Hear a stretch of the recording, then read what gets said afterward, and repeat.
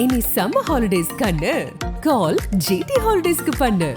GT holidays, South India's #1 travel brand. எதிரிகளை பார்த்திருக்கிறேன், ஆனால் துரோகிகளை இந்த தேர்தலில் பார்க்கிறேன்.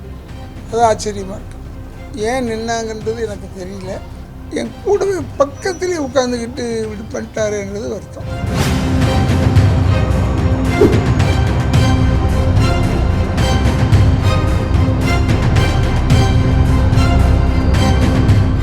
வணக்கம், நான் ராதாரவி.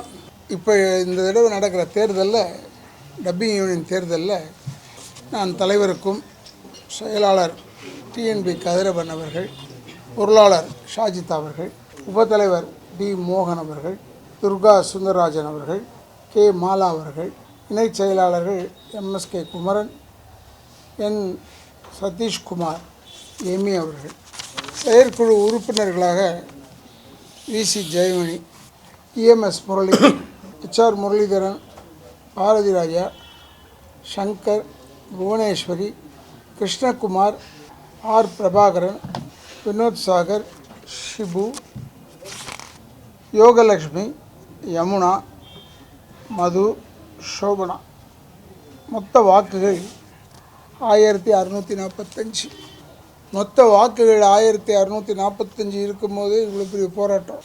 இன்னும் அதிகமாகிடுச்சுன்னா இன்னும் போராட்டமாக இருக்கும். இனியா போராட்ட காலங்களில் ஒதுக்கி விடாமல் எதிர்த்து தான் நிற்கணும்.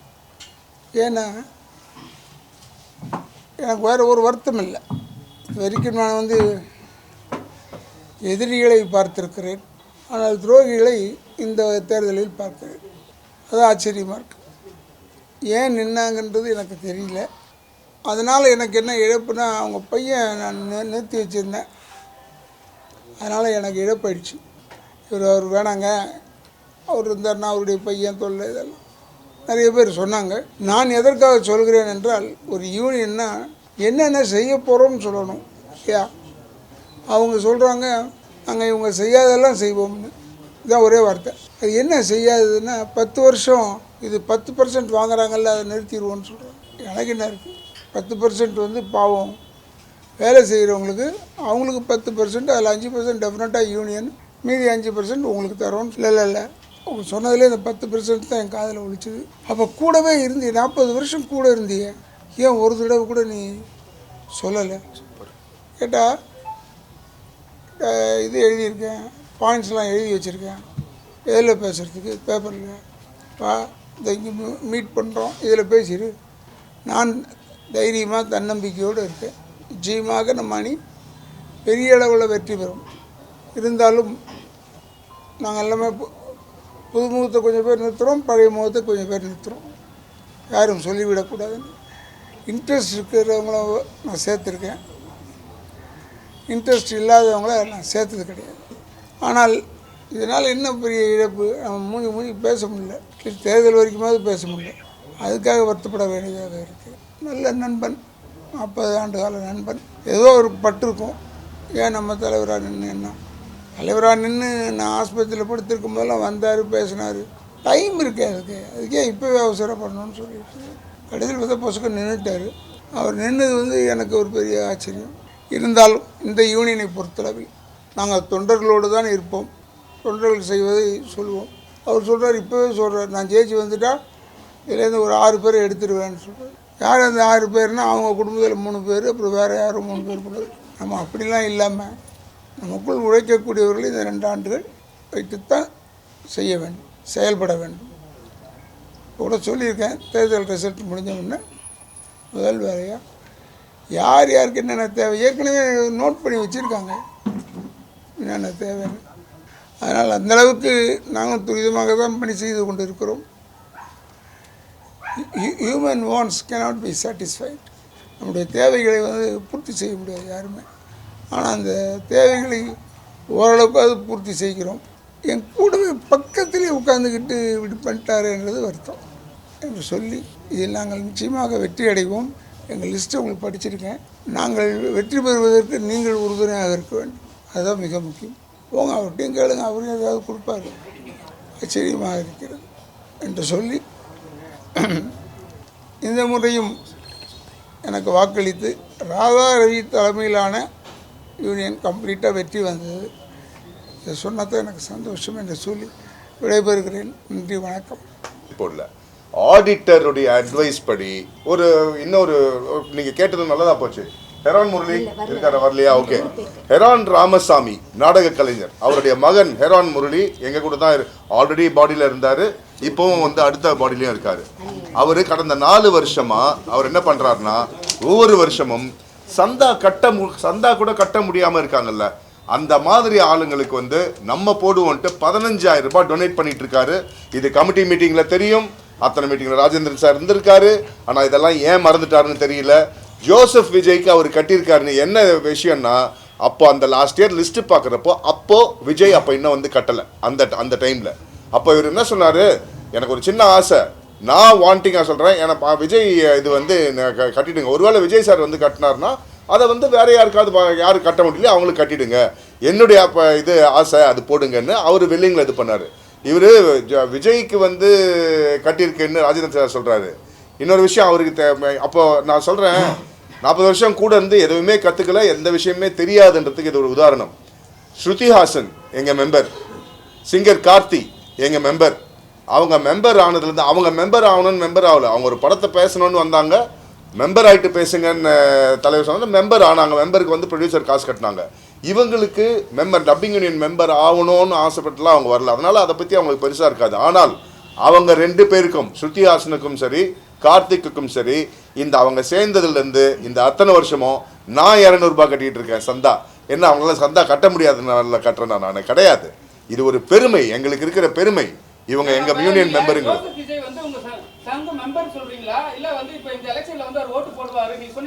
எந்த எலெக்ஷன்லயும் விஜய் சார் வந்து ஓட்டு போட்டது கிடையாது.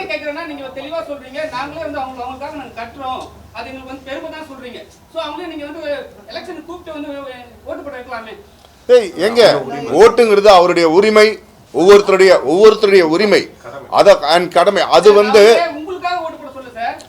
யாருக்காக, சங்கத்துக்காகவும் வந்து ஓட்டு போடுங்கன்னு நாங்க சொல்லுவோம்.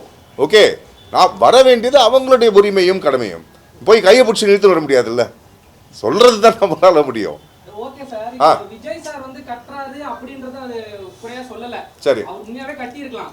அவருடைய கேள்வி என்னன்னா 70 ரிசிப்ட் ஒரே நம்பர்ல இருக்கு. ஆமாங்க, மறுபடியும் சொல்றேன், ஆடிட்டருடைய அட்வைஸ் படி சில விஷயங்கள் இப்படி தான் பண்ணணும்ட்டு நான் சொல்றேன், நாங்களா போட்டுக்கல, இதெல்லாம் ஆடிட்டருடைய அட்வைஸ். ஏன்னா இங்க இருக்கிற கணக்கு ஒவ்வொரு மாசமும் செயற்குழுல சமர்ப்பிக்கிறோம், ஒவ்வொரு மாசமும் அதெல்லாம் பார்த்துட்டு டீட்டெயில்ஸோட பார்த்துட்டு ஓகே பண்ணி தான் ப்ரொசீட் ஆகுது. ஓகே, இது ஆடிட்டர் தான் அந்த மாதிரி போட. ஏன்னா இது டொனேஷன்ல வந்த இது வந்து ஒரே கணக்கில் வரணும், இந்த டொனேஷன் அமௌண்ட்ல வரணும், இல்லைன்னா டபுள் என்ட்ரி வரும்.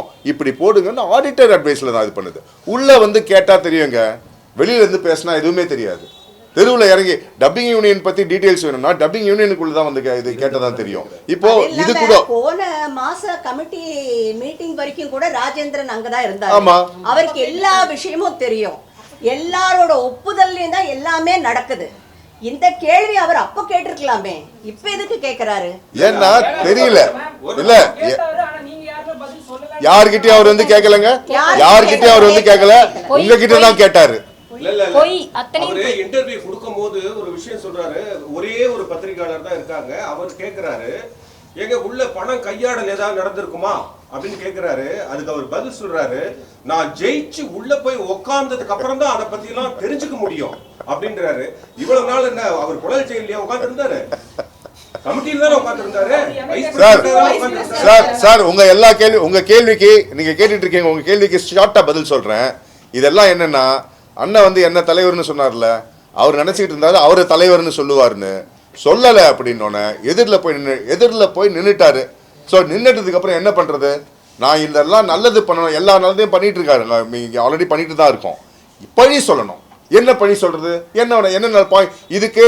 இன்னொன்று சொல்கிறேன், இவர் ஒரு சொந்த புத்தியில் பேசலை, இது பின்னாடி இருந்து ஒருத்தன் எடுத்து கொடுத்துக்கிட்டு இருக்கான். ஓகே, அதுதான் இவர் பேசிகிட்டு இருக்காரு. எங்கள் மெம்பர்ஸ்க்கு தெரியும் அது யாருன்னு நான் சொல்லிக்கிட்டு இருக்கேன். ஓகேயா?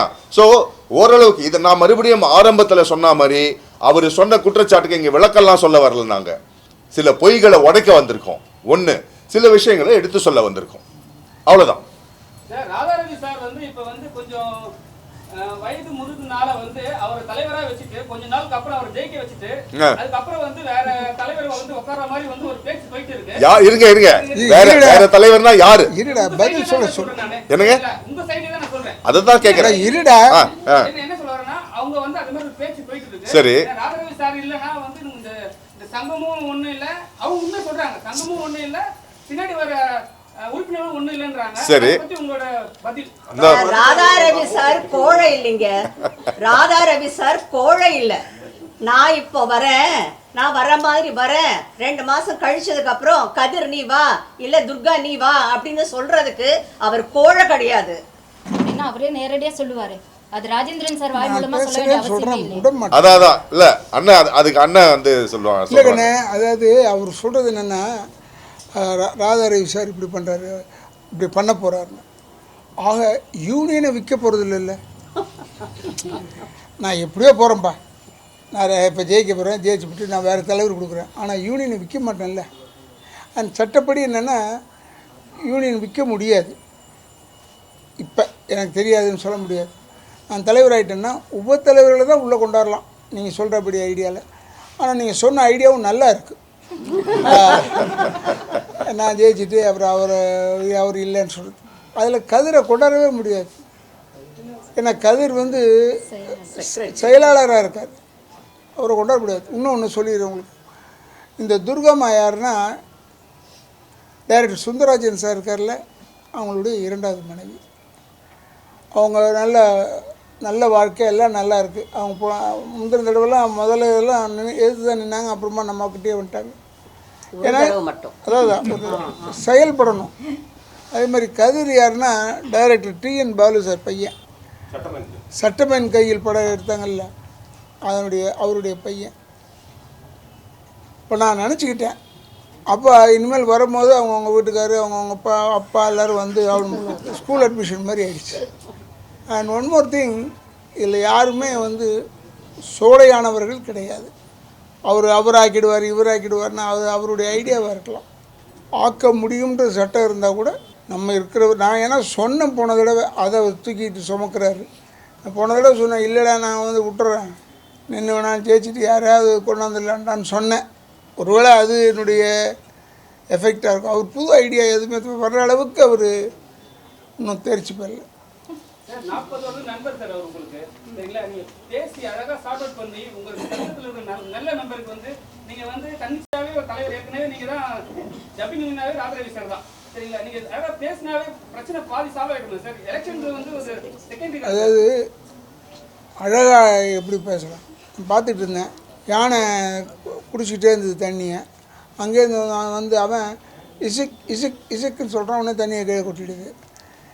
யானைக்கு புரியுது, ஏன் மனுஷனுக்கு புரியலன்னு தெரில. அதனால் சொல்கிறேன். இப்போ நாய் ஓடி வந்தால் கிரவுட்டு சொன்னோம்னா ஓடிடுதே. அது மாதிரி அவரும் இருக்கலாம். அவர் வந்து இல்லை நான் ஆசீர்வாதம் வாங்கிட்டேன். ஆசீர்வாதம் என்னத்த பெரிய ஆசீர்வாதம் வாங்குறது. வந்து சொன்னால் நான் நிற்கிறேன்னு சொல்கிறவங்கள நான் நிற்கக்கூடாதுன்னு சொல்லக்கூடாது. அதுதான் பேசிக்காக. அதனால் அவர் நின்னார், அவ்வளோ. சார், இந்த லியோ டப்பிங் பிரச்சனை சின்ன இருந்தது இல்லையா, அவங்க வந்து திருப்பி ஹைதராபாத் போய் 2 படங்கள் டப்பிங் பண்ணிட்டாங்க. இவர் கேள்வி எழுப்புனதுக்கு அப்புறம் தான் அது பேசும் பொருளாகி லோகேஷ் கனகராஜ் 50,000 ரூபாய் ஃபைன் கட்டினார் வந்து அப்படின்ற சொல்லியிருக்காங்க. அப்படியே போய் ஒரு பேச்சை யாராவது அங்கே வந்து ஒரு மரியாதை தராங்களான்னு பாருங்க. இல்ல இவர் சொல்றது லோகேஷ் கனகராஜ் நான் தான் பேசுகிறேன். அந்த லோகேஷ் கனகராஜ் வந்து அவருக்கும் பாவம், அவருக்கும் தெரியாது. அவர் நான் மெம்பராக என்ன ரூல்ஸ் இதெல்லாம் தெரியாது. செஞ்சுட்டாரு. இருந்தாலும் நான் ஃபோன் பண்ணுவோன்னா உடனே ஒத்துக்கிட்டாரு. நான் அனுப்புகிறேங்க என் பணத்தை எப்படியாவது அனுப்புறேன்னா அது அனுப்பிச்சிட்டா இருக்கணும். அது இவர் சொல்லி தான் அங்கே போய் சொல்லி அப்புறம் ஆச்சுன்னு சொன்னால் அந்த பெருமை அவருக்கு போகணும்னா பெருமை போட்டோம். எனக்கு ஒன்றும் இல்லை, வந்துடுச்சு காசு யூனியனுக்கு, அவ்வளோதான். எங்கள் ஏதாவது அதோட ஓவர்.